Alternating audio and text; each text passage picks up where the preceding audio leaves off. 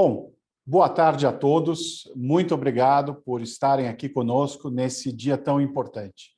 Estaremos lançando o Livro Branco e, mais do que isso, marcando um grande momento na história da saúde, pelo menos do ponto de vista do diagnóstico laboratorial. Esse trabalho é um trabalho feito a várias mãos e com um esforço muito grande de todo o setor, exatamente para levar ao paciente, nosso objetivo maior, acesso a um diagnóstico precoce e preciso, que vai possibilitar uma terapia cada vez mais eficaz. E aqui hoje nós estamos reunindo os grandes especialistas da saúde mundial, e é com muita honra que nós vamos iniciar esse seminário. Inicialmente, eu gostaria de chamar Fábio Arcuri, presidente do nosso Conselho de Administração da CBDL, Câmara Brasileira de Diagnóstico Laboratorial, para dar suas palavras iniciais. Fábio? Obrigado, Carlos. Bom dia, boa tarde, boa noite, onde quer que estejam. Espero que estejam todos bem. Gostaria de agradecer a todos pela audiência, por estarem aqui conosco, para compartilhar esses momentos que, de certeza absoluta, serão interessantes. Esse ano é um ano importante para todos nós da CBDL, porque iremos comemorar em outubro 30 anos de existência. Foi uma jornada muito longa e que hoje permite que estejamos aqui nesse evento maravilhoso, com boas propostas, com uma maturidade muito importante. Também um pouco triste, porque ao longo dessa caminhada, esse ano perdemos uma colega, a Dália Gutenberg, que nos deixou aí por conta do Covid. E a Dália, junto com todos os nossos associados, foi muito importante, né? Os associados da Dália foram muito importantes na evolução da regulação aqui no Brasil, junto à Anvisa, após a criação da Anvisa. Mas, onde quer que esteja, tenho certeza que ela está bem. Nós aqui procuraremos estar bem também e teremos seguramente um excelente evento e conto com a participação de vocês. Considero, então, aberto. Passo aqui agora a palavra ao Carlos. Boa tarde. Bom, vamos começar, então, uma agenda extremamente importante para o setor, como eu disse, e espero que seja proveitosa para todos vocês. Ela será composta, primeiramente, por uma apresentação sobre o trabalho, que foi o Livro Branco do Diagnóstico Laboratorial. Teremos 2 vídeos. O primeiro vídeo da Patrícia Marrone, nossa economista da Web Setorial, e que vai dar um bom panorama. E, na sequência, faremos uma apresentação dos pontos principais. E, obviamente, o intuito aqui é só dar um pouco de quero mais para vocês, um desejo de realmente entrar na obra e olhar de ponta a ponta. O Livro Branco já está disponível no site da CBDL, www.cbdl.org.br, e pode ser baixado na versão em inglês e em português. Esta transmissão, durante todo esse tempo, ela está sendo feita em 3 idiomas. Então, português, inglês e espanhol. Pelo próprio Zoom, vocês conseguem, ali na parte de interpretação, vocês podem escolher o idioma da sua preferência. Pediria, por fim, para que vocês mantenham, obviamente, os microfones e câmeras desligados nessa primeira fase e que coloquem pelo chat perguntas, dúvidas e, principalmente, acho que as boas-vindas aos nossos colegas, como os nossos amigos de Cuba já fizeram. Então, seria muito importante saber seu nome, instituição e país de onde está falando. Muito obrigado. Está aberta, então, agora a nossa sessão com o primeiro vídeo da Patrícia Marrone. Foi com muita satisfação que participamos da equipe de coordenação técnica do Livro Branco do Diagnóstico Laboratorial.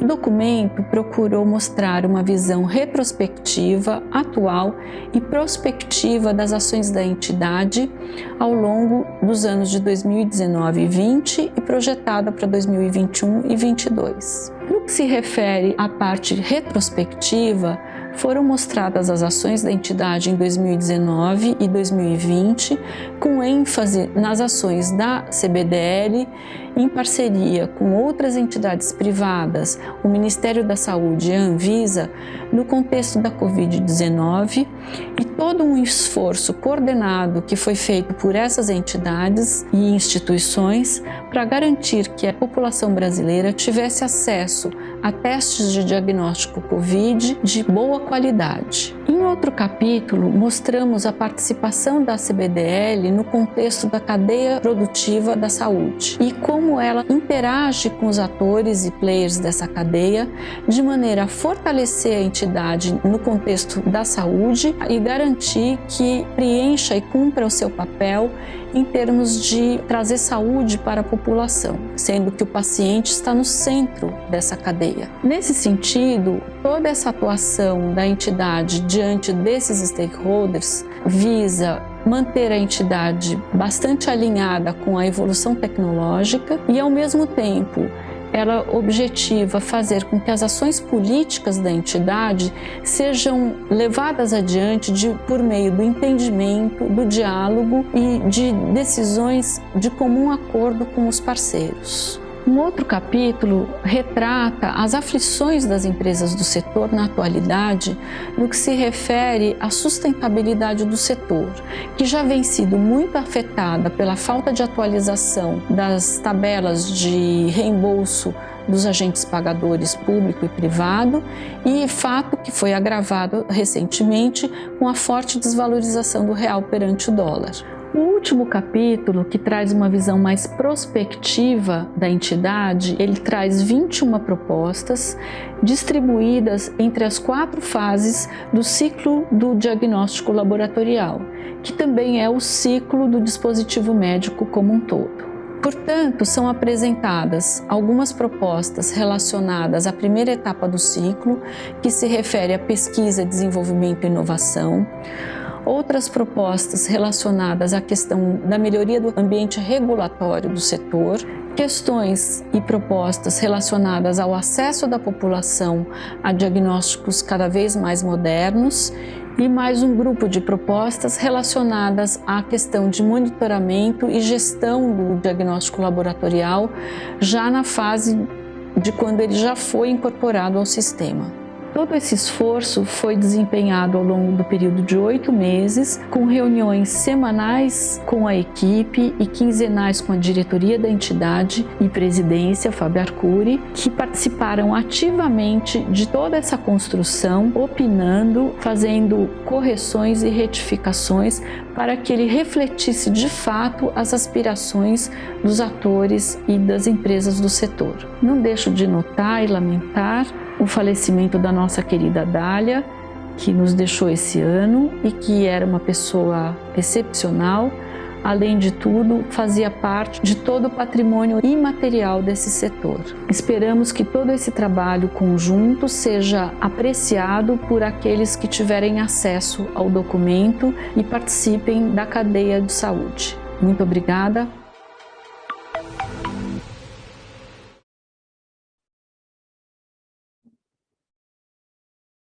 Agora teremos um segundo vídeo.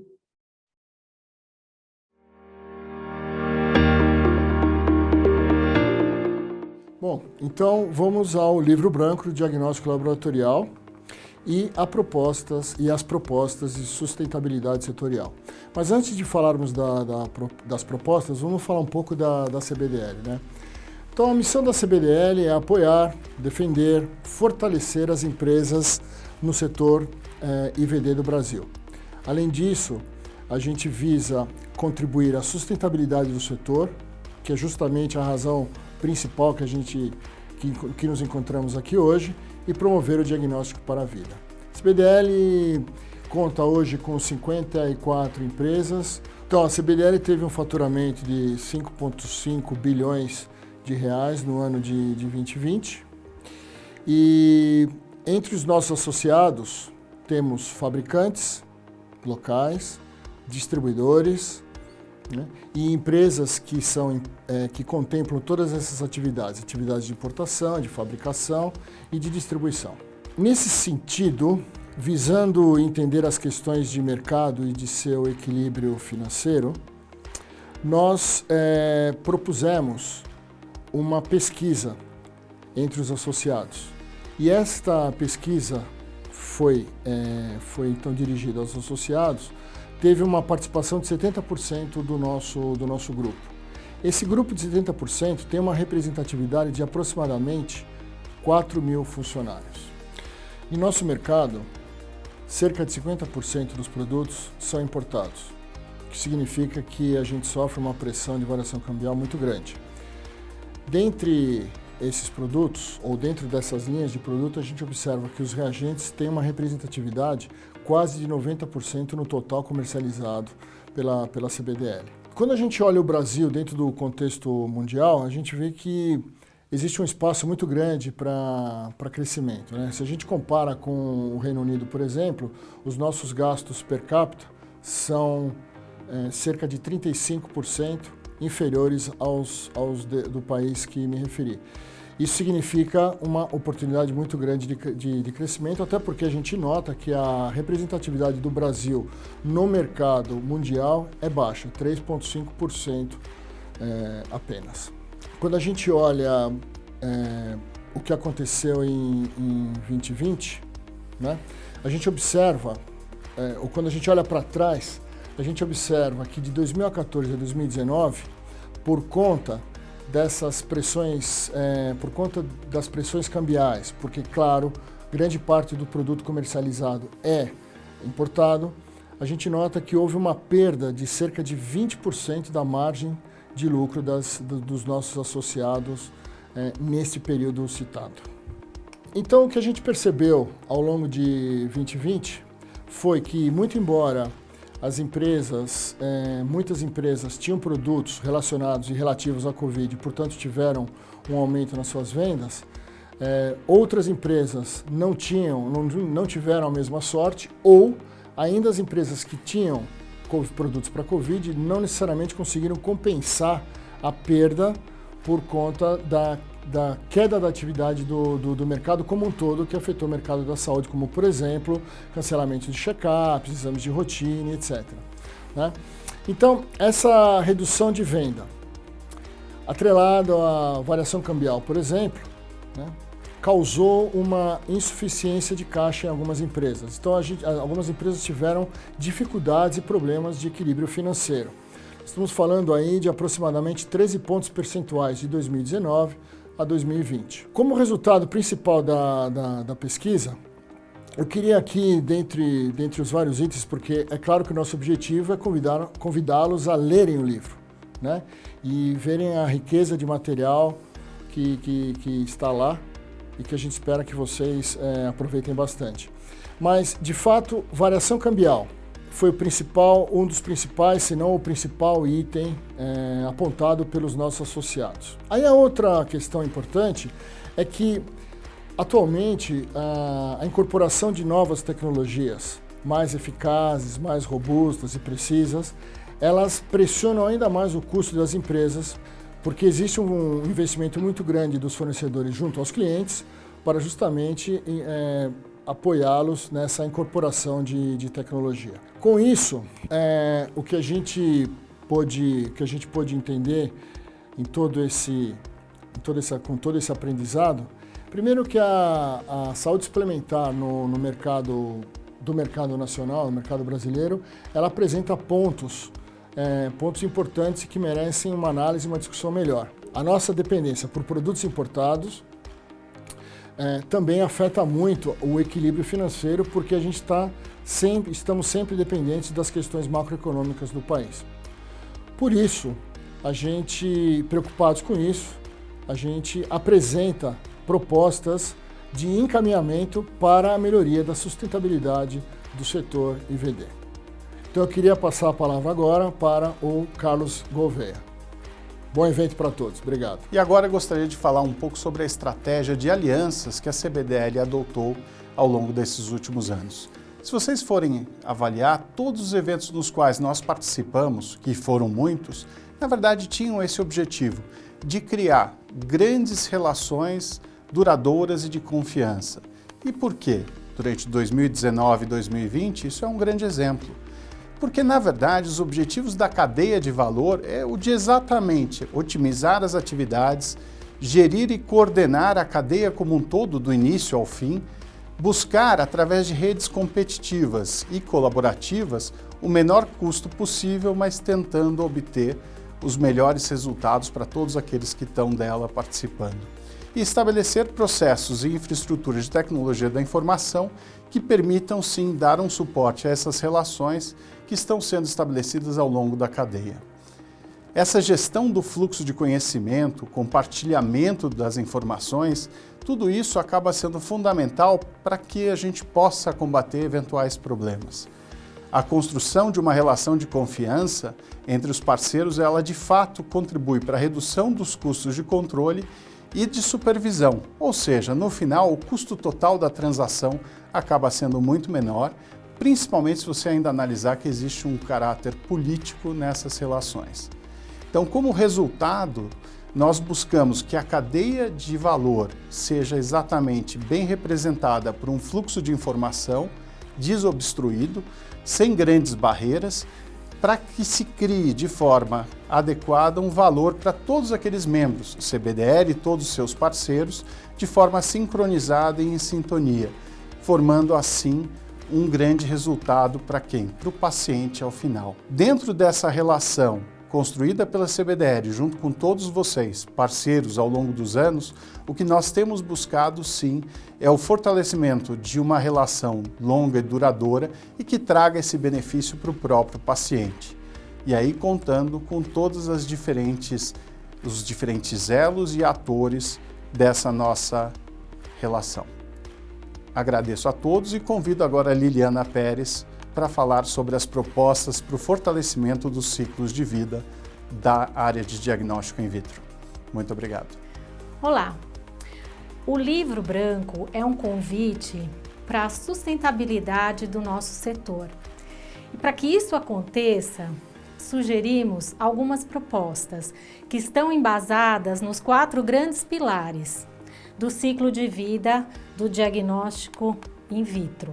São eles: a inovação, a regulação, o acesso e o monitoramento e gestão. Sabemos que o sucesso é um esporte coletivo, então eu quero fazer um convite para vocês a participarem dessa construção e desse programa, né, que nós vamos fazer na sequência do lançamento. A ideia é a gente formar grupos de trabalho ligados a cada pilar, para que nós atuemos nas propostas que estão sugeridas. Qual o nosso objetivo com isso? Cumprir a nossa missão, que é promover o diagnóstico para a vida. Esse é o nosso propósito. Então eu vou passar rapidamente pelos 4 pilares e falar um pouco das propostas. O primeiro pilar, que é o pilar da inovação, foi um pilar que foi impulsionado pela Covid. A Covid nos ajudou bastante. Algumas ações que há muitos anos a gente já tinha em planejamento e que hoje se veem mais factíveis. Um deles, como exemplo, é a promoção da inclusão digital e o aprimoramento dos dados da saúde, que o nosso país precisa tanto. Um outro exemplo é o crescimento de novas tecnologias, como a espectrometria de massa na metabolômica, para um melhor monitoramento terapêutico. Além de fomentar a medicina personalizada na redução do custo de tratamento e, finalmente, essa união e a melhoria, e a gente vê exemplos como o Butantan está fazendo, o Fiocruz, a união e aproximação da academia com a indústria. E, finalmente, o reposicionamento do Brasil na cadeia global de valor da indústria, da saúde, do mercado de diagnóstico in vitro, unindo a pesquisa e desenvolvimento, que é a academia, com a indústria. O segundo pilar fala da regulação. Uma das propostas é dar mais transparência nas análises dos impactos regulatórios. No pilar de regulação, quero dar destaque às ações de convergência regulatória, dando mais visibilidade para todos os atores envolvidos. além de aprimorar e criar novos modelos de atenção à saúde, que utilizam ferramentas de diagnóstico. O terceiro pilar, que é o pilar de acesso, as nossas propostas vão no sentido de uma revisão sistemática do processo de incorporação e obsolescência tecnológica. Então, tão importante quanto é incluir um novo teste, também é tirar testes antigos que hoje não fazem mais sentido clinicamente. Então, esse é um dos grandes motes, né, e o que nos movimenta nesse pilar de acesso. Além de incorporação e utilização de testes point of care, conectividade e novos sistemas de diagnósticos que vêm surgindo. Finalmente, a eliminação de barreiras não tarifárias na importação dos produtos desse setor. E o último pilar, que é o pilar do monitoramento e gestão, queria dar destaque a atualização das listas de referência de procedimentos médicos que parametrizam os preços de compras do mercado IVD e também a adoção de mecanismos de desempenho e compartilhamento de riscos na gestão e aplicação dos recursos em saúde. Com isso, eu finalizo alguma das propostas e se você tiver interesse ou se identificar com algumas delas, por favor, entre em contato conosco e se engaje numa dessas ações que nesse trabalho que nós vamos fazer para o futuro. Esse futuro é o nosso futuro, é o legado que nós podemos deixar para o nosso país e para as próximas gerações. Conto com vocês, muito obrigada, é um prazer estar aqui hoje com vocês, participando desse lançamento.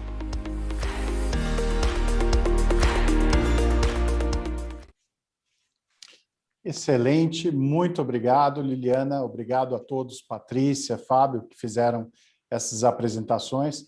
Peço desculpas por algumas falhas técnicas, estamos todos ainda aprendendo e o sistema nem sempre é tão amigável quanto a gente gostaria, mas prometo depois passar um resumo para aqueles que não conseguiram ouvir, principalmente na versão em inglês.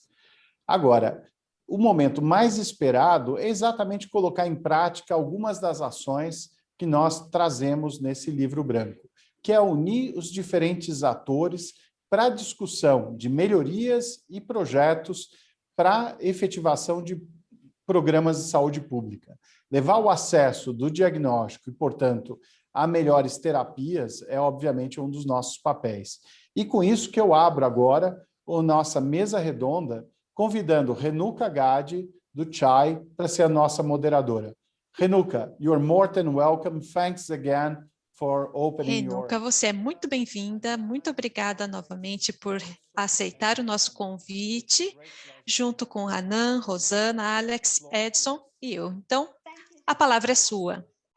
Muito obrigada, Carlos. Boa tarde a todos, ou boa noite, dependendo de onde vocês estejam. Eu sou Renuka Gade, eu sou Senior Advisor na CHAI, na Clinton Health Access Initiative.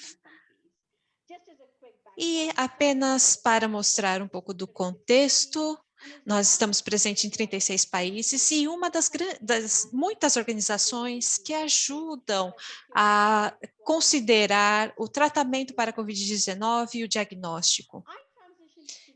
Eu passei para a CHAI durante a pandemia da Covid-19, eu venho da iniciativa privada, então nós temos um contraste muito grande em termos de diagnóstico antes da Covid e agora. Nós sempre dizemos que, com relação ao diagnóstico, ele é como a Cinderela que nunca chegou até o baile. Então, isso era sempre a minha mensagem para o setor privado, quando a gente fala de diagnóstico, porque esse contraste é importante. E o reconhecimento global acelerou o acesso a ferramentas para a Covid-19 e o diagnóstico é um dos pilares-chave. E, sem dúvida, é importante e muitos parceiros fazem parte dessa iniciativa. Com esse engajamento, 43 milhões de testes de antígeno e, além dos testes de PCR, foram aplicados, senhoras e senhores. O diagnóstico agora está na mesa, está na discussão, de uma forma como a gente nunca tinha imaginado antes. Mais recentemente, quando eu estava trabalhando, eu comecei a pensar nos checkpoints e como era o impacto de tudo isso para qualquer pessoa. Como você faz esse teste, com PCR ou um teste rápido de antígeno? E essa consciência na comunidade dos tipos de testes nos colocam num contexto muito diferente em termos de diagnóstico. O que costumava ser considerado um grande passo para frente, na verdade, temos que pensar no passo atrás que houve com, por exemplo, HIV e outras enfermidades, outras doenças que acabaram não sendo colocadas tão em foco. Na minha visão, nós temos que aproveitar esse momento e melhorar a visibilidade do diagnóstico para que a onda continue. E a nossa parte é pensar na resposta não só na pandemia, mas sim considerar o que vem depois. Qual é a melhor forma de trabalhar nesse tema, se não trazer os especialistas?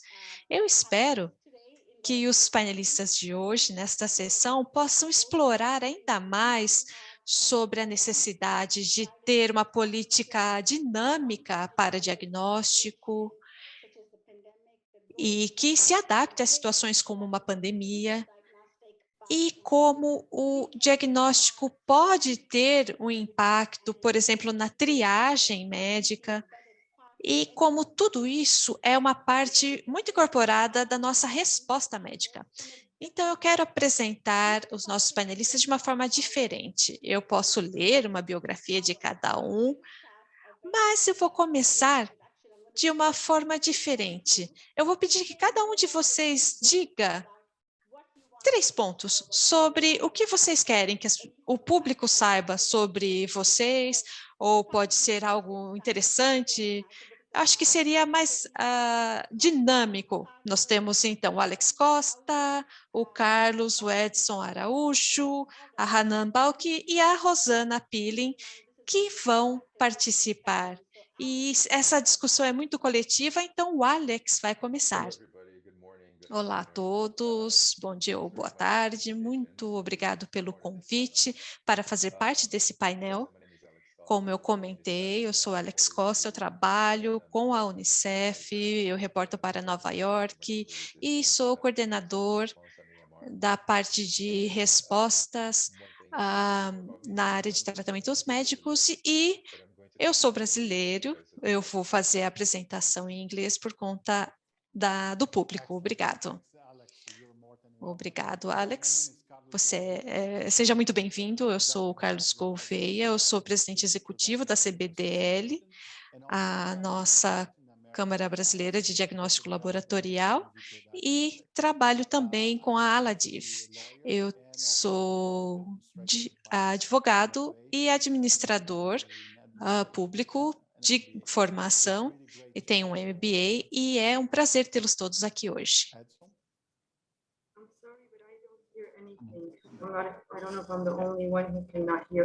Não sei se eu sou a única que não consigo ouvir nada. Hanan, você nos ouve? I think we can hear, but Hanan, no? Hanan não nos ouve. Hanan, see you're on mute, so I don't know. No, if I open it, I don't know if you can hear. I don't know if I'm Eu não sei se vocês conseguem me ouvir. sorry. Eu sinto muito, mas eu não consigo ouvir. But can you hear us? You can hear us or not? Você pode nos ouvir ou não? Hanan connect by phone? Hanan, can you hear us? I can hear, Renuka, I can hear you, but I didn't hear Alex speak or anybody else. I just hear you and I just heard Rosanna. Para os ouvintes do canal em português, estamos tendo algumas questões técnicas de áudio. Agradecemos a paciência de todos.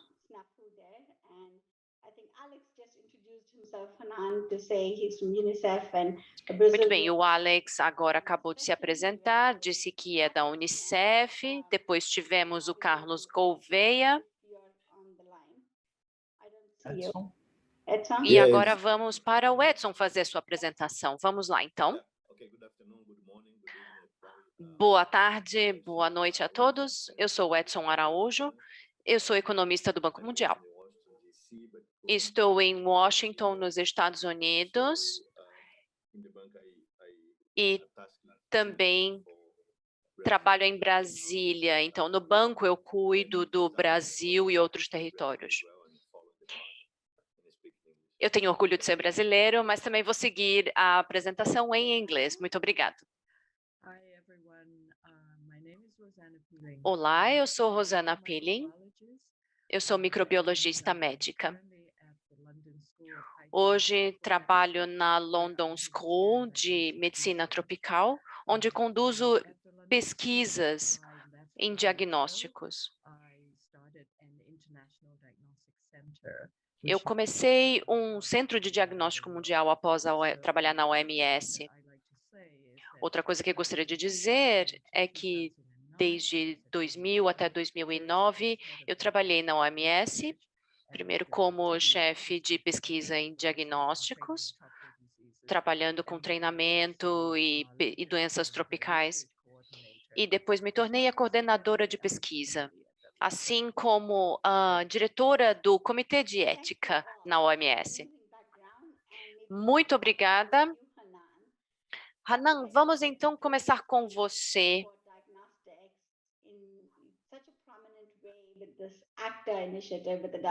Hoje temos uma grande iniciativa de diagnósticos, mas o mais interessante é saber um pouquinho sobre o histórico, como tudo isso aconteceu, para que o nosso público possa conhecer um pouquinho mais. Muito obrigada, eu espero que todos possam me ouvir. Muito bem, ótimo, maravilha. Então eu vou me apresentar também, porque eu não tive a chance de fazer isso antes. Eu sou Hanan Baki, eu sou pediatra e infectologista e tenho trabalhado há 20 anos na área antes de me fazer parte da OMS para ser a diretora de uma nova divisão específica para questões mais complexas. Além disso, sou mãe de 2 filhos. Estamos lidando com, lidei com epidemias e pandemias a minha vida toda, então essa é uma das grandes. Passando então para a sua pergunta. Quando olhamos para essa pandemia, temos de dizer que é a pandemia do século. O trabalho colaborativo que aconteceu para criar a ACTA foi muito importante. Foi algo que não tínhamos feito antes. Isso reflete o esforço de todos os players. E a pergunta é, por que não fizemos esse tipo de colaboração em outras questões ao longo dos anos? A OMS é a Agência Mundial de Saúde, que trabalha com 194 Estados-membros, e trabalhamos com os membros em diferentes escritórios no mundo para garantir que todos os padrões de saúde sejam distribuídos, mas também fazer parcerias com os governos e outras organizações e a sociedade civil para trabalharmos juntos com os governos e Estados-membros e oferecer a melhor condição de saúde para as populações, para uma melhor prosperidade e situação econômica. Isso se trata das vidas e sustentos das pessoas. Em minha carreira, national action em plans. Riad, e trabalhando em outras regiões. Com base nisso tudo, creio que é importante dizer que precisamos entender que toda a questão das epidemias é sempre uma questão que aparece nas manchetes quando é um problema, mas a prevenção às epidemias não é tão atrativa, não é? Os chefes de Estado, outras organizações de saúde que não estão no setor de preparação de emergências acabam não dando tanta atenção. Às vezes eu sou um pouco pessimista porque eu não tenho, eu tenho medo de ter uma amnésia em relação a essa pandemia, porque os seres humanos tendem a esquecer. Para mim, é uma questão muito óbvia. Para resolver algo, precisamos saber com que estamos lidando. E é isso que uma ferramenta de diagnóstico é. Como infectologista e pediatra, que trabalhei ao lado de leitos por 20 anos, os diagnósticos estão numa questão complicada hoje em dia, porque o diagnóstico é algo essencial para identificar doenças em nível comunitário ou mundial. Quando falamos de diagnósticos, como médica, isso começa com um diagnóstico clínico, com histórico, sintomas, um exame físico, depois passamos para testes e assim por diante. O que me frustra um pouco é que os diagnósticos, em algumas de nossas discussões, parecem ser vistas só como uma ferramenta. Vamos fazer esse teste, isso vai ser resolvido, vamos dar essa vacina. E a medicina não funciona assim, não é assim que devemos fazer essa gestão. Ferramentas diagnósticas, e é o que precisamos entender, é algo que precisa ser desenvolvido e usado da forma adequada. O diretor-geral da OMS, junto com parceiros, ao lançar em 2020, em abril, os 3 pilares e a ACTA foi muito importante. A questão inicial era a iniciativa COVAX, as vacinas, e depois 3 pilares verticais foram incluídos e depois um pilar horizontal para garantir que todas as partes conectadas da saúde aconteçam. Podemos discutir mais e eu gostaria até de compartilhar com o público que a primeira dificuldade era quanto tempo a pandemia ia durar, o que devíamos fazer. E era isso que estava acontecendo nos bastidores. Então, por quanto tempo esses esforços colaborativos devem acontecer e qual era o objetivo? O objetivo inicial é que precisávamos garantir que a pesquisa e o desenvolvimento estavam trabalhando para oferecer as ferramentas, seja testes ou vacinas, para garantir que as empresas, até as pequenas, pudessem progredir. Temos 280 vacinas no pipeline, por exemplo, mas nos diagnósticos temos cerca de 80 testes que estão sendo desenvolvidos. Cerca de testes, uma série de antígenos, serológicos e tudo mais. Então, precisamos apoiar essas empresas para que possam desenvolver a pesquisa e o desenvolvimento, trazer isso à tona, e depois a OMS tem que fazer o seu trabalho, que é preparar os países. Tivemos o apoio de muitas organizações, a Fundação Gates, o Fundo Mundial, a Fundação Bill e Melinda Gates. Então, muitas organizações trabalharam juntas. A OMS tem 194 Estados-membros e isso foi essencial para garantir que os países estivessem prontos.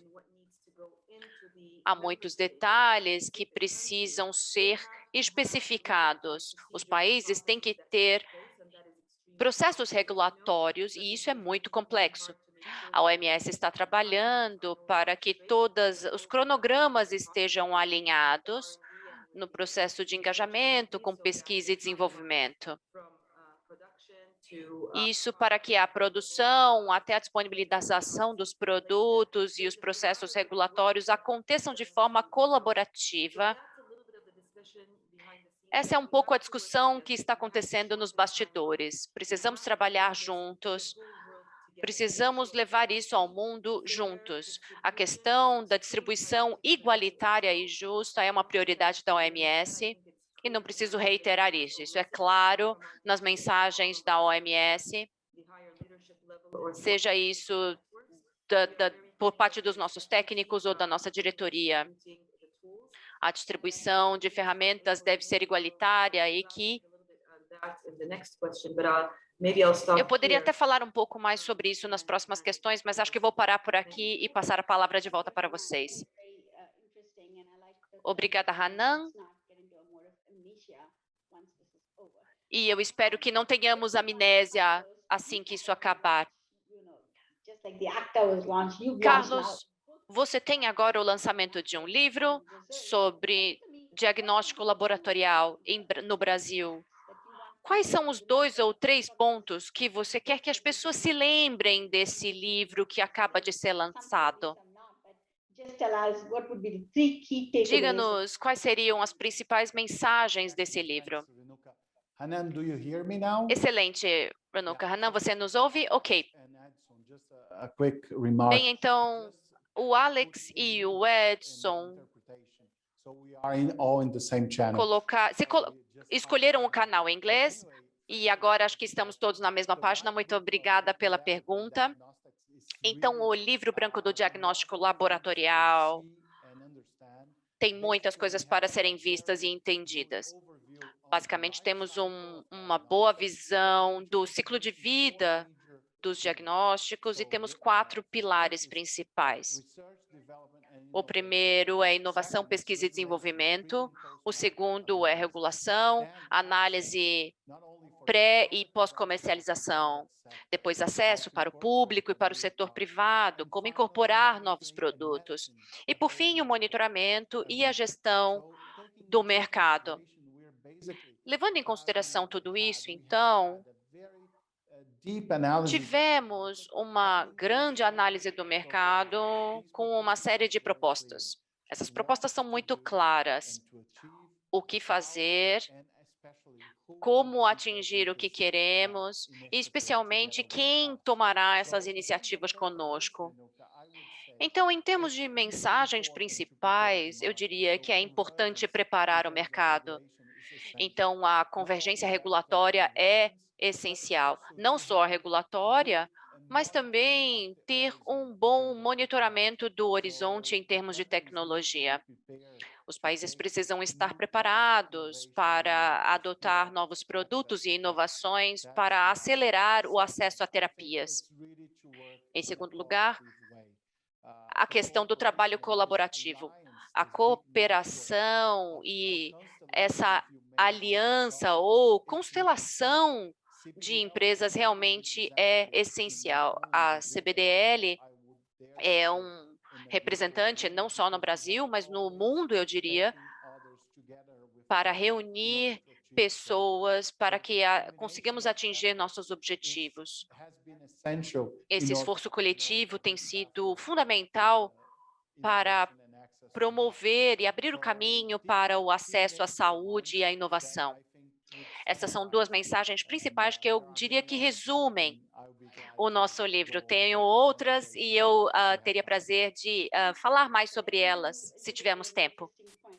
Carlos, eu acredito que você comentou muito bem sobre cooperação e regulação. Se pensarmos no que Rosana Pilling falou sobre a questão do acesso, isso é uma questão muito importante.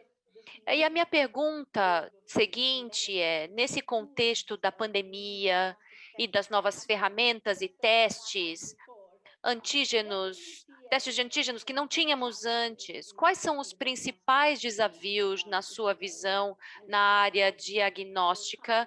E se você quiser acrescentar mais algum comentário que seja pertinente. Obrigada. Eu acho que há duas questões que eu gostaria de comentar. Uma delas é a variação em termos da capacidade de realmente fazer essa revisão regulamentar e aprovar processos. E eu acho que o que a OMS tem feito, emitindo guias e regulamentos, e como o Carlos, o que vocês têm feito com esse livro, é trazer essas questões em termos de regulamentação e deixar muito claro quais são eles, para que as pessoas tenham muito clara a função da regulamentação e para garantir a qualidade do diagnóstico. Nós nunca tivemos tantos diagnósticos para a mesma doença como agora, então como garantimos essa qualidade e aceleramos esse processo de aprovação? Nós não queremos que leve muito tempo para essa aprovação, então eu acho que a confiabilidade e a informação clara precisam acontecer, e quanto mais diretriz um país tem sobre como fazer isso, melhor, porque nós podemos acelerar esse processo de aprovação de bons testes para salvar vidas. E a segunda parte é que depois que os testes foram aprovados, você vai ter uma política a ser desenvolvida. E como a Hanan disse, a gente não quer que isso seja um processo sequencial, a gente quer que ele sobreponha os outros, queremos que ele seja rápido. Mas os legisladores falam, nós precisamos de evidências, e o governo fala sobre isso também, e eu sei que para as diretrizes nós fazemos revisões, e depois pensamos na evidência para pesar a qualidade dessa evidência, para ver o tipo de teste ou de estudo que levou até ela, mas é um processo muito longo. Na OMS, nós temos um processo que levaria pelo menos um ano, mas durante uma pandemia nós não temos tempo para isso, nós não temos nem tempo para fazer os ensaios randomizados. Então, como fazer essa política? Que tipo de evidências podem ser usadas para definir essas políticas durante uma pandemia? Isso é muito importante a se considerar. E podemos aprender com outros países que já trabalharam bem com esse aspecto, e eu acho que ainda há muito mais informação a se compartilhar. Sem dúvida, essa informação é muito clara. Eu quero voltar para uma pergunta de follow-up. Se nós pudéssemos melhorar, nós precisaríamos fazer essa melhora de testes por país, e você precisaria pensar, por exemplo, com tantos testes, como fazer isso? Às vezes, mesmo com a aprovação da OMS, pode ser que levem muitos tempos para um país aprovar um processo novo. Como você vê esse aspecto? As empresas dizem que, apesar de ter um produto aprovado pelo FDA nos Estados Unidos ou a OMS, esse processo de aprovação em outros países pode ser difícil. Às vezes, um país exige que esse produto seja aprovado por outros 16 países para que ele dê a aprovação. Então, há um desalinhamento, os países têm muita suspeita nesse processo e, de certa forma, eles dizem que legalmente no país nós precisamos de dados de outros países para aprovação. Então, às vezes, nós precisamos pensar que em uma emergência, o que nós precisamos fazer? Mudar o regulamento que cada país tem. Então, essa revisão tem que ser feita por país e deve estar, claro, alinhada com a OMS. Então, você tem esse desafio, sem dúvida, na resposta a esse momento. Então, vou passar para o Edson. Você vem do Banco Mundial, você é brasileiro, você está hoje trabalhando com o Brasil, e para você, quais seriam as prioridades no Brasil? podemos dizer que o movimento de testes no Brasil levou mais tempo no contexto do país, mas você pode falar um pouco de por que isso aconteceu e quais são as suas recomendações? Thanks, Hanukkah. Can you hear me well? Yes. Yeah. Thanks. First, just congratulate Carlos. Primeiro, quero dar os parabéns para o Carlos por organizar o evento e também o White Book, o nosso livro branco. E eu estou bem interessado nessa discussão até o momento. Eu acho que muitas coisas já foram ditas hoje que são muito importantes.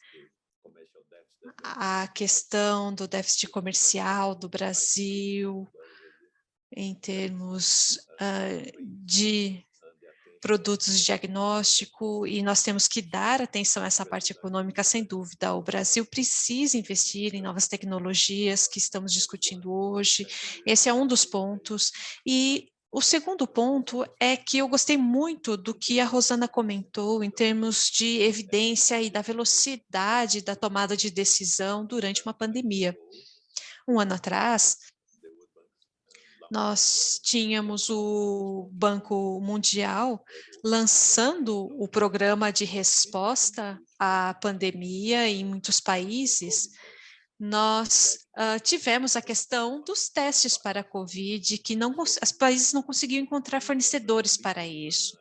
E agora nós realmente trabalhamos com esse aspecto e tínhamos também que equilibrar a necessidade de evidências e daquilo que nós sabíamos que funcionava, e que, sem dúvida, os países tinham dúvidas do que funcionava realmente, sendo tudo tão novo. Mas, sem dúvida, essa velocidade de resposta foi essencial. Esse é um ponto importante. E todos os envolvidos na definição de legislações tiveram que discutir esse aspecto. Especialmente agora, voltando à sua pergunta com relação ao Brasil, eu acho que um dos desafios é a capacidade que nós ainda não tínhamos, nenhum país tinha essa capacidade de encontrar máquinas para o PCR, tudo isso vocês sabem como é. Então, houve um desafio físico, houve uma restrição de nós não podermos nos mover também. E isso nos traz ao ponto que nós discutimos, que é o avanço tecnológico.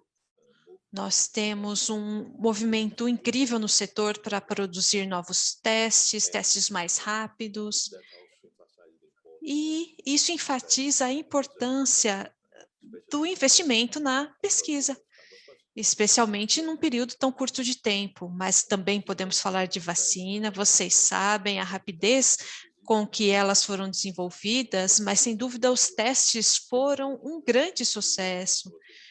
As vacinas ainda vão seguir para o futuro, mas os testes nós já sabemos que funcionam, já sabemos os resultados. E voltando à pergunta da Renuka sobre o que o Brasil precisa fazer, eu preciso voltar ao que a Rosana disse, porque quando nós falamos sobre o uso de testes de antígeno, quando nós começamos a discutir essa questão, houve muita resistência, porque não tínhamos certeza da sensibilidade desse teste ou da precisão do seu resultado, e ao mesmo tempo nós sabíamos a sua capacidade de um teste padrão que era muito mais limitada, então precisávamos agir muito rapidamente. Creio que hoje está claro que o Brasil, assim como muitos países, está aprendendo a usar testes de antígeno para a Covid, e eu acho que esse é um ótimo exemplo de uma coisa que estamos discutindo. A resposta é possível por conta do investimento na área de pesquisa, do desenvolvimento de políticas, e nós sabemos que no setor da saúde, esse é um momento desafiador, mas também é crucial para o futuro. Nós sabemos hoje como nós temos um bom preparo, uma boa tecnologia disponível para ajudar nesse ambiente econômico para as pessoas poderem trabalhar, para poderem participar de atividades comerciais. Então, sem dúvida, essa interseção entre economia e saúde é mais forte do que nunca. E, sem dúvida, podemos discutir ainda mais sobre isso hoje, sobre as melhores evidências disponíveis, as pesquisas de desenvolvimento que forneceram as respostas que precisávamos para responder a essa emergência que nós estamos vivendo. Obrigada, e eu quero passar para o Alex. Você tem essa experiência internacional tão ampla e essa oportunidade com relação a diagnósticos dentro da Unicef, mas também em outros grupos de trabalho. Qual é a sua visão em termos dos desafios quando você ouve tudo que nós vemos e nós ouvimos dos outros painelistas? O que vem em mente, e eu vou repetir algumas das coisas que já foram ditas, já que eu sou o último na fila, que a Covid-19 trouxe uma crise global nunca vista antes, mas muitas oportunidades, e uma delas foi a oportunidade de fortalecer o diagnóstico numa escala global. Vocês notaram, como comentado, a história do aeroporto, por exemplo, que agora nós podemos falar com qualquer pessoa sobre diagnóstico e as pessoas falam sobre a diferença entre PCR e os testes de antígeno. Outro dia eu estava falando com a minha família sobre o valor da previsão positiva de um teste. Esse nível de conhecimento sobre diagnóstico no nível global nunca foi visto antes. E eu creio que há uma oportunidade e nós precisamos aproveitar essa oportunidade e construir sobre essa base para melhorar o sistema de diagnóstico, especialmente em alguns países, não apenas para responder à pandemia da Covid-19 e controlar a pandemia, mas também ir além da Covid-19. Eu acho que é aí que a oportunidade realmente está. Estamos familiarizados com a importância do diagnóstico para o tratamento de pacientes, mas às vezes ele é invisível para as pessoas. Para um preparo de uma pandemia, para vigilância com relação a algumas doenças, e a resposta, sem dúvida, e considerar a microrresistência e outros aspectos do diagnóstico, para você informar políticas públicas, há muitas coisas. Por exemplo, para o controle a bordo, quando a gente volta a viajar, ou a segurança no trabalho, ou a eficácia de vacinas, há muitas coisas que o diagnóstico é central, e nós que trabalhamos com o diagnóstico temos a responsabilidade de lembrar e informar as pessoas sobre a importância do diagnóstico e também falar sobre isso com os principais stakeholders, sobre a função do diagnóstico, quando você quer um sistema de saúde robusto e resiliente. Obrigada, Alex. E eu vou voltar para outra volta de perguntas. Eu sei que já estamos aqui chegando a 1 hora de evento. Nós estamos construindo esse ritmo na discussão, e eu quero voltar então para a Hanan. Nós tivemos muita discussão sobre a função das políticas durante a pandemia, que você precisa criar, às vezes, para ter uma política mais dinâmica, e como essas evidências têm importância. Como você gerencia isso numa situação que está em constante mudança? Como nós já vimos, os testes de antígeno têm mais especificidade e hoje 99% deles, o que significa ter esse tipo de testes? Haveria novas aplicações para esse tipo de teste? E como o mundo olha para a OMS para pensar no que vai acontecer no futuro, sem dúvida, nós temos hoje muito mais dinamismo nesse contexto. Você acha que a gente consegue chegar lá no mesmo nível com o diagnóstico?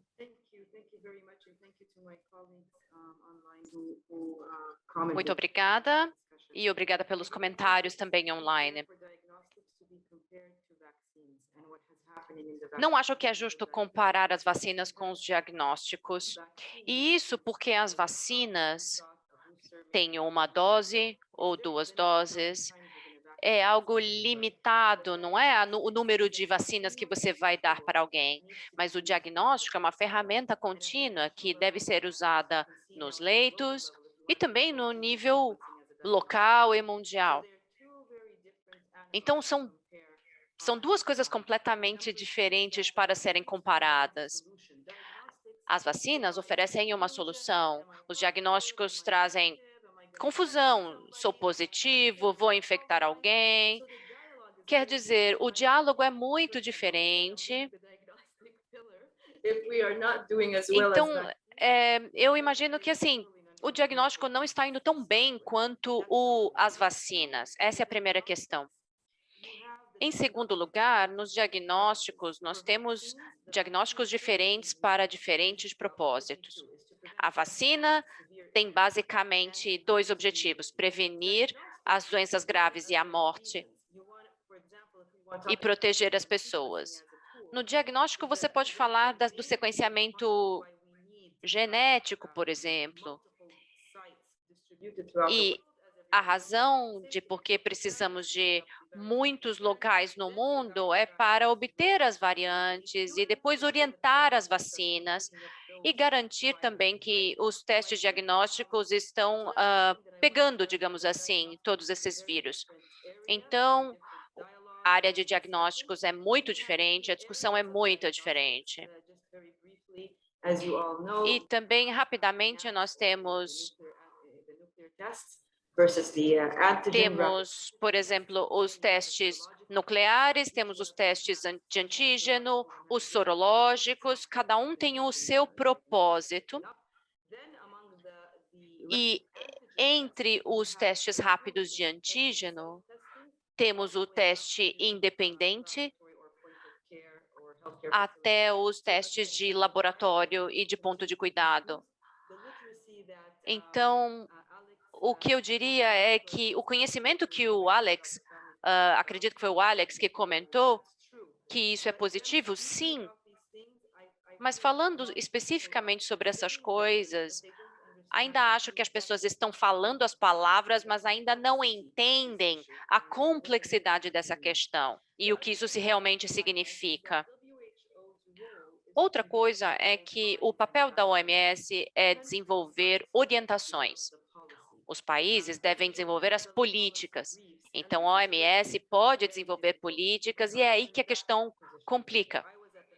Eu estava numa posição dessas anteriores. Eu estava num país liderando o controle de prevenção de infecções num nível regional e meu papel era pegar as orientações da OMS, do CDC, dos Estados Unidos, as principais, e traduzir essa linguagem para uma política que minha organização iria implementar. Isso requer conhecimento sobre o processo, entender os recursos daquele cenário.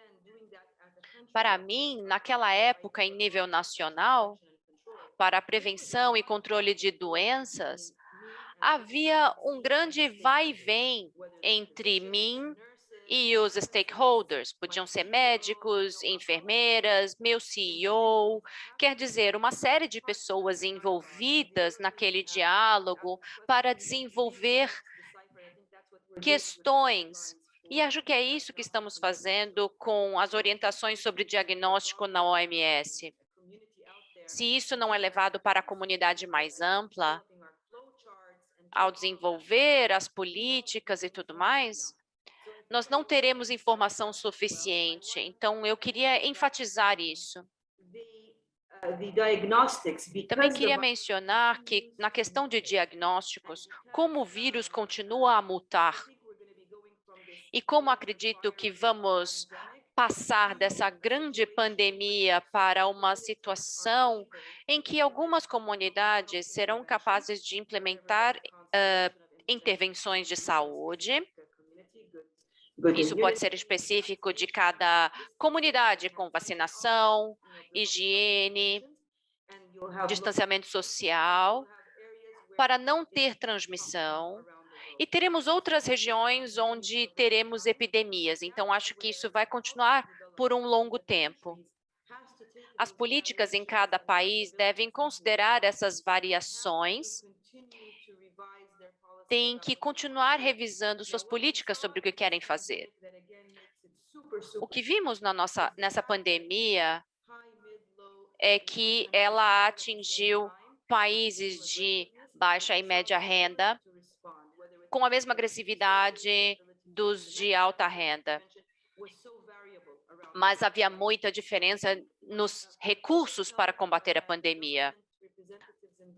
Do ponto de vista de saúde mundial e representantes do governo, minha mensagem principal é que tudo precisa ser contextualizado para cada país.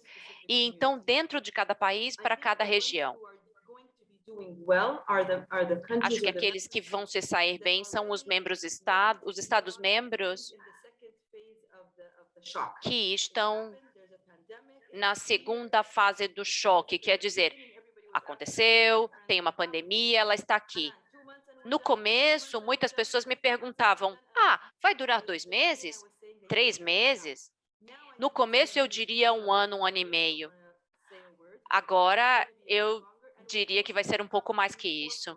E teremos que incorporar intervenções dentro de nossas comunidades que levem em consideração que o vírus é facilmente transmitido. E assim temos que garantir que nossas comunidades vivam com poucas cadeias de transmissão, porque qualquer pandemia e epidemia se trata de quebrar essa cadeia de transmissão. Mas não podemos trancar todo mundo em casa em algum momento. As pessoas vão ter que sair, então isso é muito desafiador. No caso das orientações da OMS, temos diretrizes interinas. Estamos revisando continuamente. E outra mensagem é sobre a questão dos testes de antígeno para aqueles que estão usando nos aeroportos, para assintomáticos, que todos coletem os dados.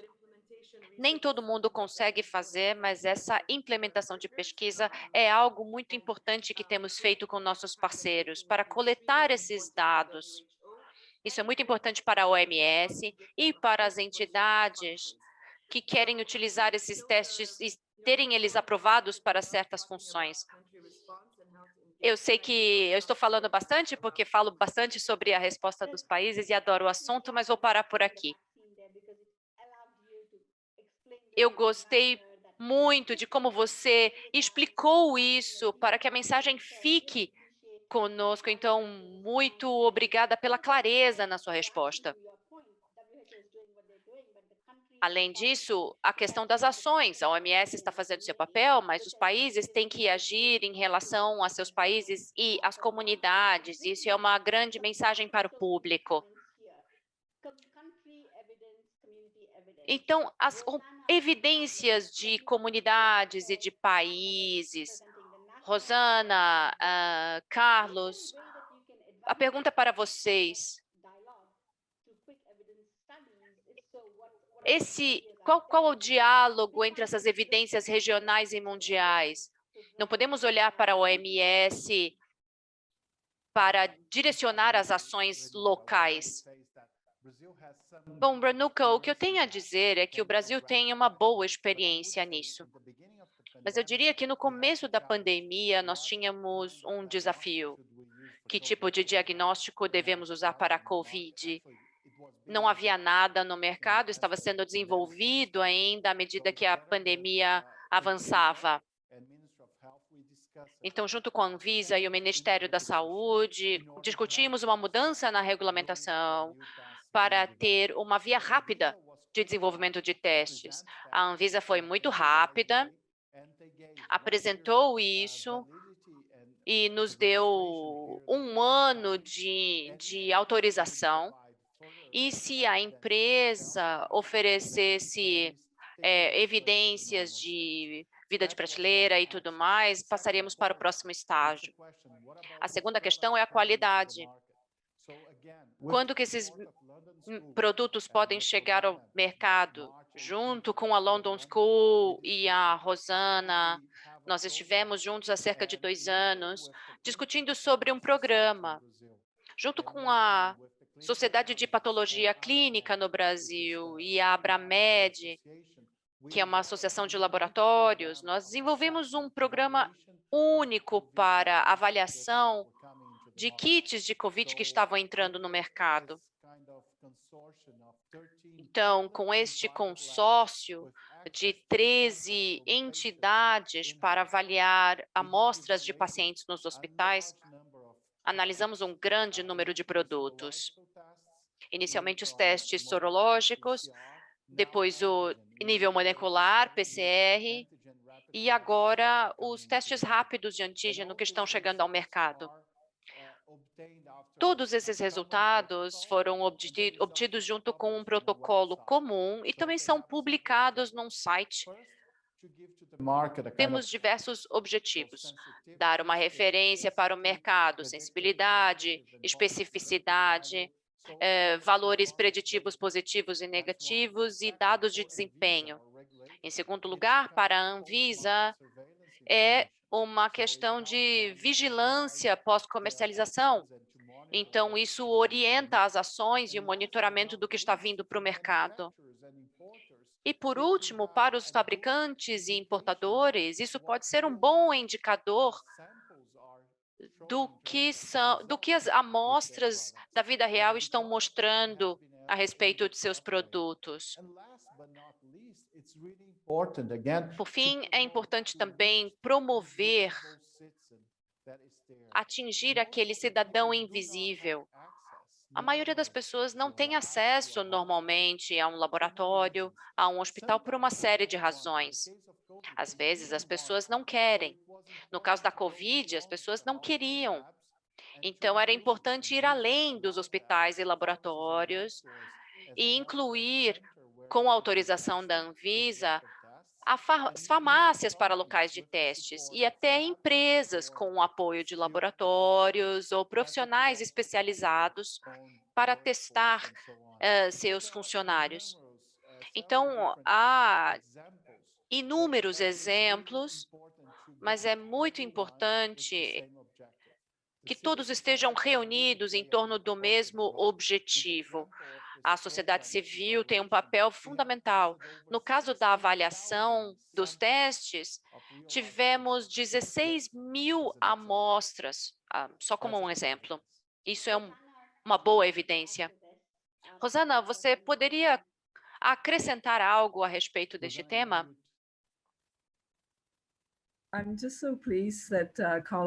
Bom, eu fico muito feliz, Carlos, que você já começou a falar sobre o que fizemos. Quando nos encontramos ou falamos a última vez em março, você estava em Londres.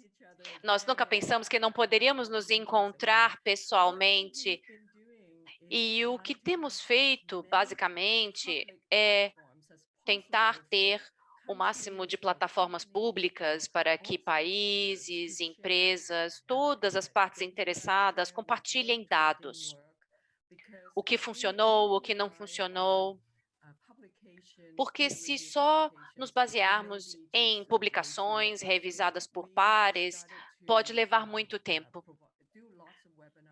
Começamos a fazer muitos webinars e um pouco de treinamento, basicamente, para garantir, como a Hanan disse, que os diagnósticos não criem mais confusão, o que muitas vezes acontece. Então, os webinars realmente nos permitem chegar aos princípios básicos, como interpretar testes, como olhar para valores dos testes e assim por diante. Através disso, esperamos não só compartilhar o que funcionou e o que não funcionou, mas melhorar a capacidade dos países para terem uma base mais firme sobre a qual possam dizer sobre a qualidade de produtos e para que os legisladores possam tomar decisões. Hoje, usamos diagnósticos em áreas que não da saúde. Então, precisamos ter evidências de outros países, saber o que funciona, para que também não cometemos os mesmos erros. Então, uma plataforma pública mais ampla é a forma de seguir nesse caminho, e eu tenho muito prazer de colaborar com o Carlos. Tem sido realmente fantástico desde março do ano passado que conseguimos fazer tanta coisa. No caso de uso de diagnósticos em setores que não são da saúde e o compartilhamento de melhores práticas e utilizar os estudos, publicados ou não. Alex, você falou sobre o conhecimento e que é nossa responsabilidade continuar a criar a conscientização. O que pode ser esperado da equipe de diagnósticos que você lidera e outras soluções que vêm à sua mente quando falamos das barreiras para manter as informações alinhadas e direcionar as atitudes de um país? Vou responder a sua pergunta pensando sobre o que podemos fazer em termos de resposta do país. Eu acho que isso tem tudo a ver com os países tentando entender as necessidades do país e dar esse apoio necessário. Então, eu penso em algumas coisas aqui. Uma delas, a Rosana estava falando com relação aos Estados Unidos especificamente, que você tem que construir o avião durante o voo, não é? Então, nós estamos nesse processo de entender mais ainda sobre a doença. Então, claro, é preciso pesquisa organizada para esse aspecto, e isso vai acontecer, sem dúvida, no nível do país. Outra coisa que é muito importante é que nós temos essa responsabilidade, que é ter uma resposta integrada, em vez de ter uma abordagem em silos, em que todos temos culpa quando pensamos em saúde, porque não é só vacina, ou diagnóstico, ou o sistema de saúde, são todos esses aspectos juntos. Nós temos que pensar, claro, na vacina, e a maior parte dos recursos estão para esse aspecto, mas, sem dúvida, ela é uma ferramenta importante, mas ela não vai lidar sozinha com o problema. O diagnóstico são os olhos e os ouvidos com relação à pandemia, e nós precisamos ver, inclusive, se a vacina está funcionando. Nós temos que monitorar quem está infectado, como o vírus está se modificando e como podemos controlar a situação. O outro ponto que eu quero comentar é que algo que surgiu nas discussões que fizemos nos grupos de apoio aos países é com relação a como nós temos alguns gargalos em termos de algumas aprovações.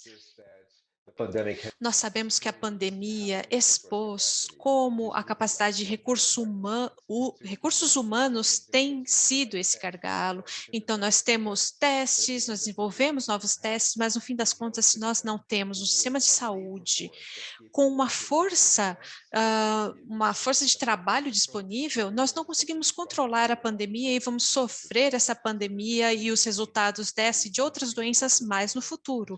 Então, temos que aumentar o nível do treinamento, vamos ter que ter mais pessoas certificadas e capazes de aplicar os testes.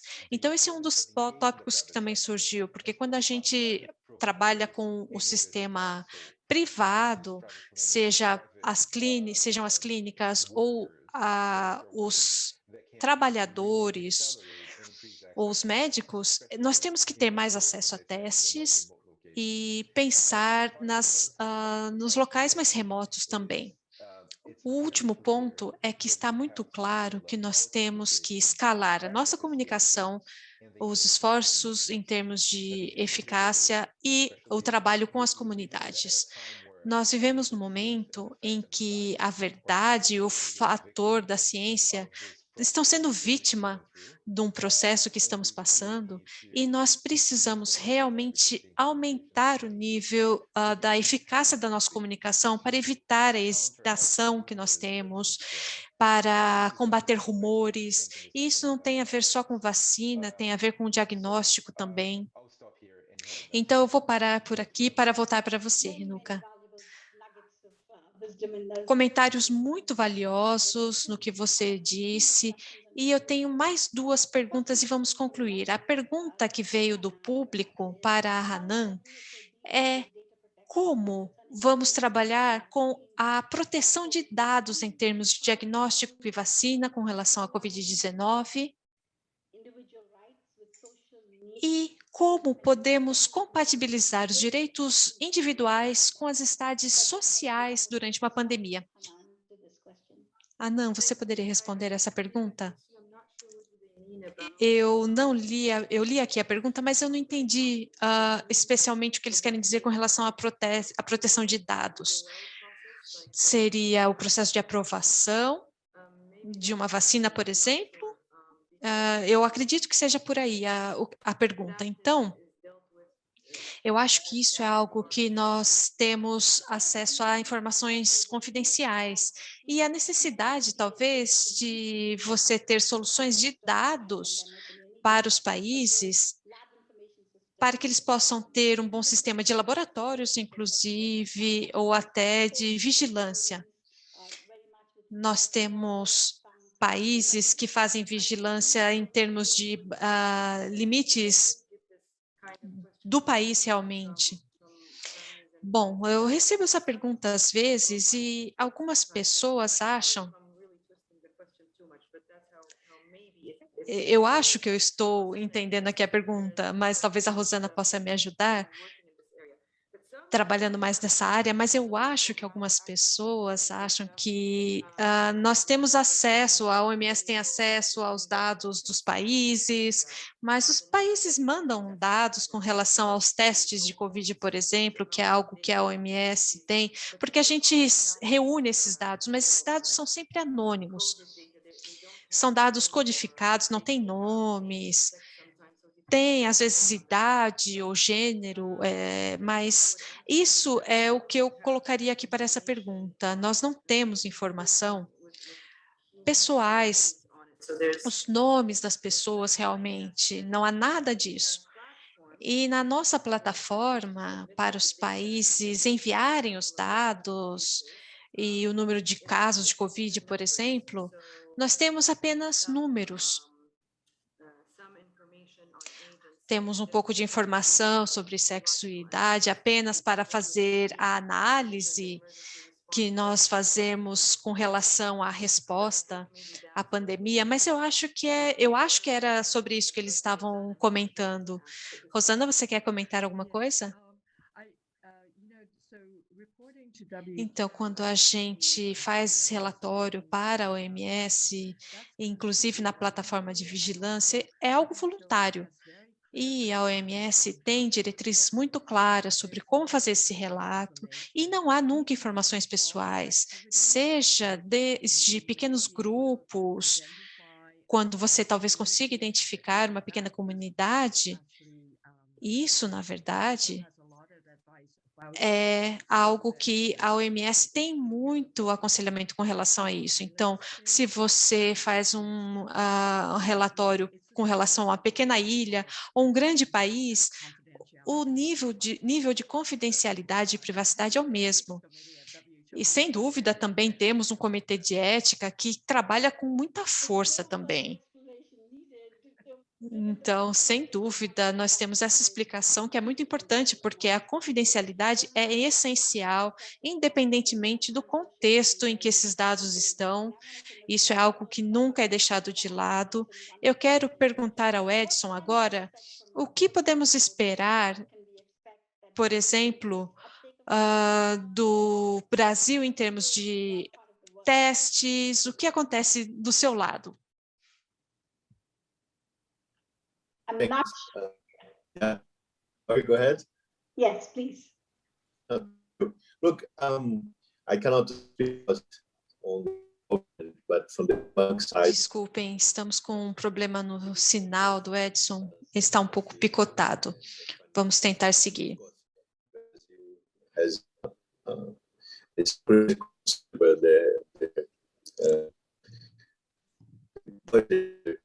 Seguimos com um problema de conexão com o som do Edson. That we can contribute more. Nós esperamos poder contribuir mais.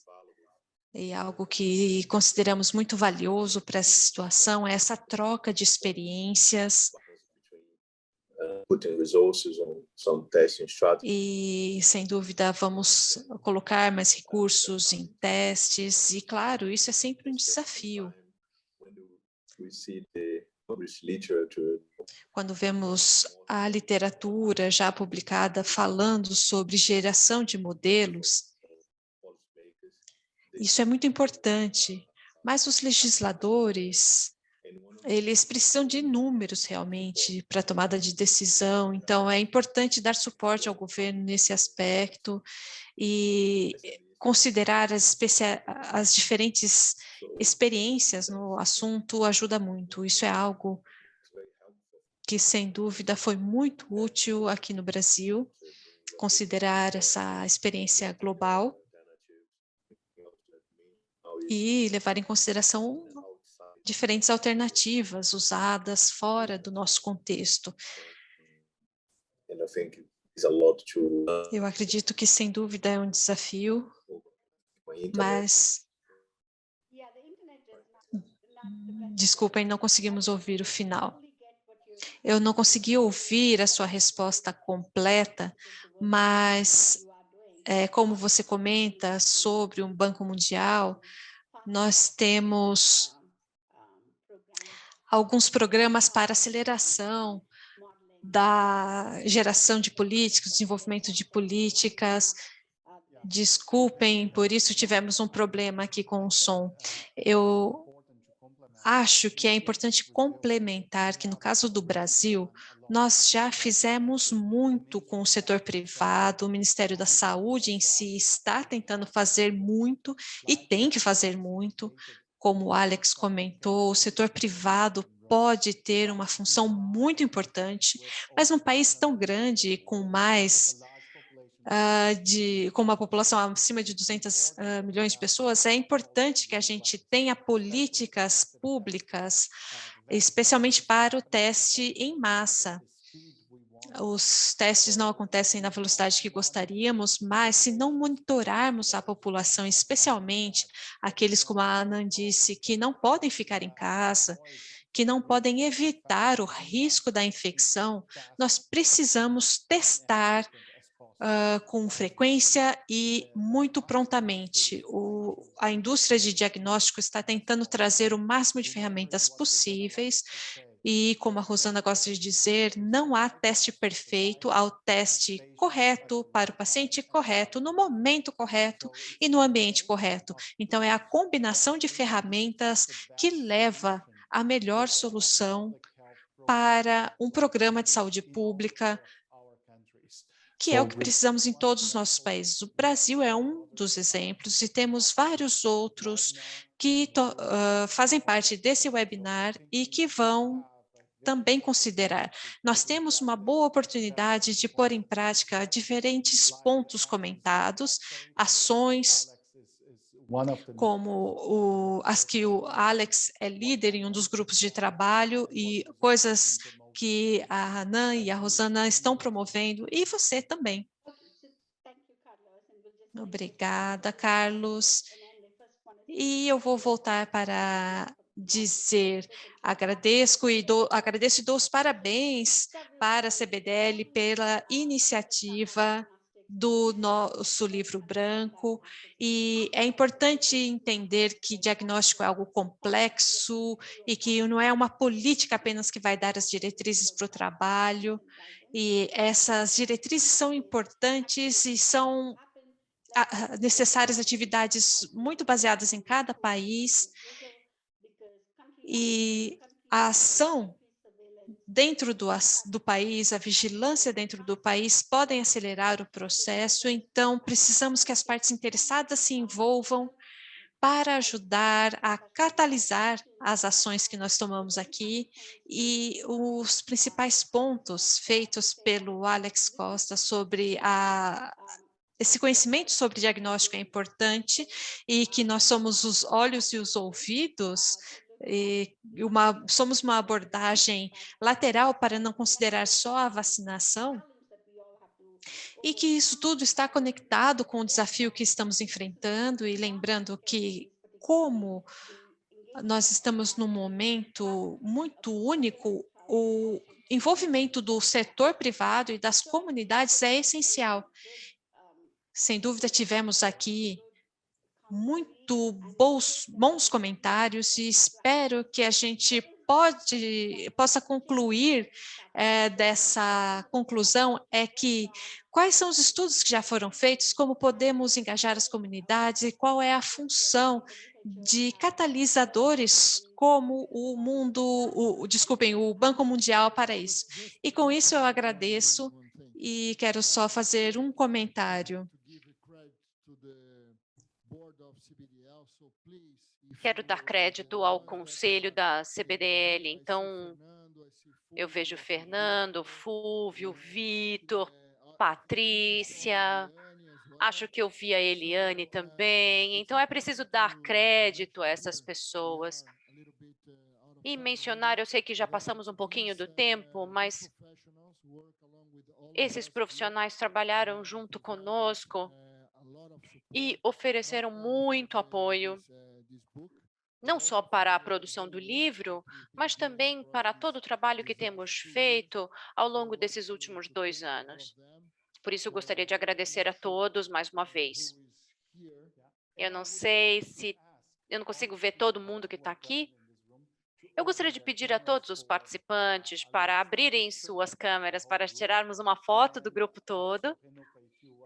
E também, Renuka, se você me permitir, agradecer especialmente Rosana, Alex, Edson, Hanan e a você por tudo, agradecer aos tradutores, porque isso tem sido realmente um marco para nós e seu apoio tem sido muito importante para todos os países, especialmente para o Brasil e outros países que estão aqui.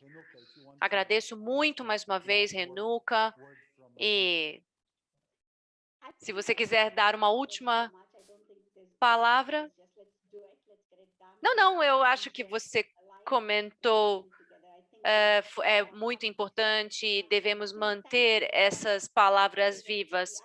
Queria mesmo era agradecer a vocês, a todos os parceiros, todos que estão aqui trabalhando em parceria e nos ouvindo. E com isso, eu peço a todos que abram suas câmeras para que possamos tirar uma última foto do grupo. Ok, muito obrigado. Então, foi um ótimo webinar. Enviaremos a versão em inglês para seus e-mails, mas a versão em português pode ser baixada do nosso site. Esse vídeo também estará disponível no canal do YouTube da CBDL em todos os 3 idiomas, então é possível revisar algumas informações que foram perdidas por conta de questões técnicas. Muito obrigado mais uma vez, uma boa semana. Bye. Thank you very much. Thank you. Obrigado aí, pessoal.